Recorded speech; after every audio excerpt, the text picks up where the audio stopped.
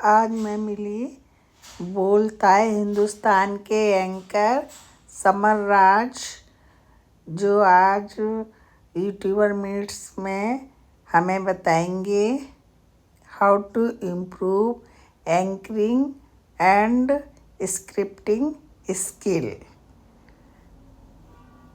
आज ये second day है और यहाँ पे बहुत अच्छा लग रहा है। यूट्यूबर मीट्स की आज सेकंड डे है और सब लोग यहाँ पे खूब एंजॉय कर रहे हैं और हमने यहाँ पे काफ़ी कुछ जाना है आके। गुड मॉर्निंग, जय भीम। आप सभी का स्वागत है। दूसरे दिन आज प्रोग्राम है। स्क्रिप्टिंग और एंकरिंग एक दूसरे से जुड़े हुए हैं, इसलिए जुड़े हुए हैं कि जो व्यक्ति लिखेगा वही बोलेगा, या जो व्यक्ति बोल रहा है वही लिखेगा, तब ये सबसे अच्छी प्रेजेंटेशन आएगी, नेचुरल लगेगा। ये लोगों के लिए एस्थेटिक हो सकता है, प्रोफेशनल गुड्स के लिए हो सकता है, लेकिन आप सबकी तो मजबूरी है। कौन है जो स्क्रिप्ट राइटर अलग से हायर करेगा, कौन है जो अलग अलग चीज़ करेगा। तो कई बार मजबूरी अपने आप में आपको प्रोफेशनल बना देती है। तो अगर आप अपने वीडियो के लिए खुद लिख रहे हैं तो आप सबसे ज़्यादा नेचुरल लगते हैं, क्योंकि आपको ही वो बात बोलनी है। लेकिन अब क्योंकि बड़े सेटअप जब होते हैं, टीवी चैनल होते हैं और जगहों पर, तो वहाँ पर बहुत सारे लोग होते हैं। किसी की जिम्मेदारी है लिखना, किसी की जिम्मेदारी है सिर्फ पढ़ना, और कुछ ऐसे लोग हैं 10 साल तक खबरें पढ़ रहे हैं, उस खबर का अंदाजा तक नहीं होता कि वो क्या है। 10 साल तक एक मुद्दे पर बोल रहे हैं, उस पर समझ भी नहीं विकसित होती, क्योंकि उसकी ज़रूरत भी उनको नहीं होती है। लेकिन उस तरह के बने बनाए मीडिया से हमें इसलिए लेना देना नहीं है, क्योंकि जब आप डिजिटल में हैं, जब सोशल मीडिया के दौर में हैं, तब हर बात का एक इंटरेक्शन होता है। आपको तुरंत कमेंट करके, टैग करके अथॉरिटी से तुरंत लोग पूछने लगते हैं, तो आप उनकी तरह कुछ भी पढ़कर नहीं जा सकते। आपको तुरंत का तुरंत तैयार होना होगा, हर चीज़ पता होनी होगी कि क्या बोल रहे हैं। तो और अब इसमें एक बात ये है कि अगर मैं स्क्रिप्टिंग या एंकरिंग की एक आधे घंटे की जो भी क्लास है ले रहा हूँ, तो इसमें एक चीज़ हो सकती थी कि जो एकेडमिक रूप से अप्रूव्ड है, जैसे कि पत्रकारिता का संस्थान है IIMC, और जामिया और DU जैसे तमाम संस्थानों के डिपार्टमेंट्स में भी पत्रकारिता की पढ़ाई होती है, तो उसमें जो सिलेबस है उस पर लाकर बात करें यार।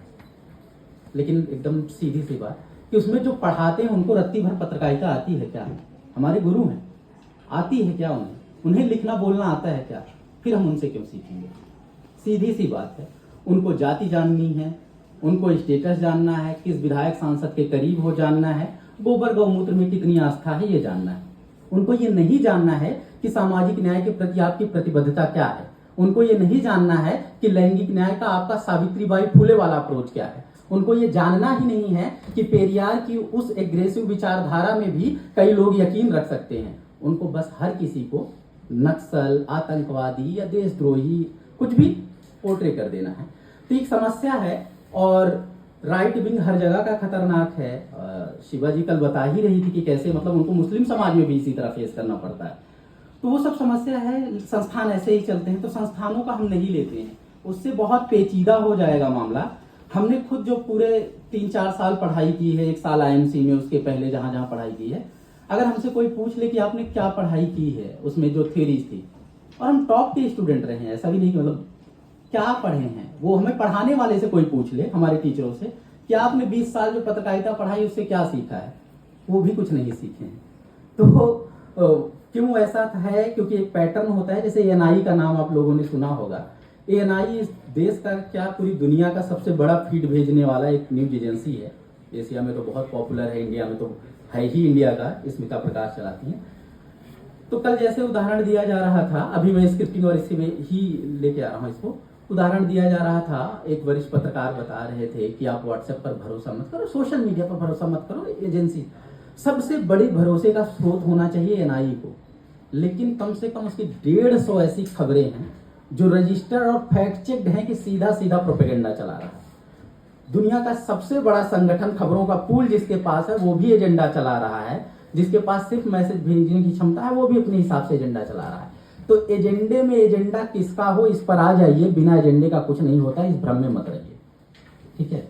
अगर आपको लग रहा है तो फिर हम बातचीत शुरू करते हैं। स्क्रिप्टिंग या ये सब प्रोग्राम से जुड़ी चीजें वो कर सकते हो, लगा दो बतलाने में जो करोगे। मैं न्यूज और इस सब कैटेगरी की आइडिया है और इसी के बारे में बात करते हैं, लेकिन एक अच्छी चीज़ है कि अलग अलग चीज़ों पर आप लोग काम कर रहे हैं। कोई फूड और ट्रेवल पे काम कर रहा है, आप इन्वायरमेंट अपने आसपास की सराउंडिंग ब्लॉगिंग कर रही हैं, तो ये सब बहुत उत्साहजनक है कि डिजिटल की ताकत लोग समझ रहे हैं आपसे कनेक्ट के लिए। तो जब एक कम्युनिटी की बात होती है तो कम्युनिटी सिर्फ न्यूज़ की नहीं होती है, कम्युनिटी कनेक्ट आपके आसपास और सोसाइटी का होता है, जोग्राफिकल एरिया का होता है, कॉलोनी का होता है। तो ढेर सारी शुभकामनाएं, बधाई आपको कि आपका चैनल खूब बढ़े, आसपास के लोग, दोस्त मित्र, यार, पड़ोसी, कॉलोनी के लोग खूब देखें और आप उसमें डाइवर्स कंटेंट लाइए। कभी खाने पे बात करिए, आसपास के पार्क देखिए, घूमिए घुमाइए, पूरे दिल्ली एनसीआर जहाँ तक जा सकती हैं वहाँ जाइए। तो उससे क्या होगा कि जितना अलग कंटेंट रहेगा यूट्यूब अपने आप भेजेगा। कहने का तो मैं 10 बातें बता सकता हूँ, लेकिन यूट्यूब अपने आप उस कंटेंट के हिसाब से भेजेगा। जैसे खाने पीने का करोगे वहाँ भेजेगा, जैसे दूसरी चीज़ों के लिए जैसे आप घूमने के लिए डालोगे तो जो टूरिस्ट टाइप के लोग हैं वो सब करेंगे। तो मेरा यही सुझाव रहेगा, आइए आप भी खाना खाइए। Thank you sir.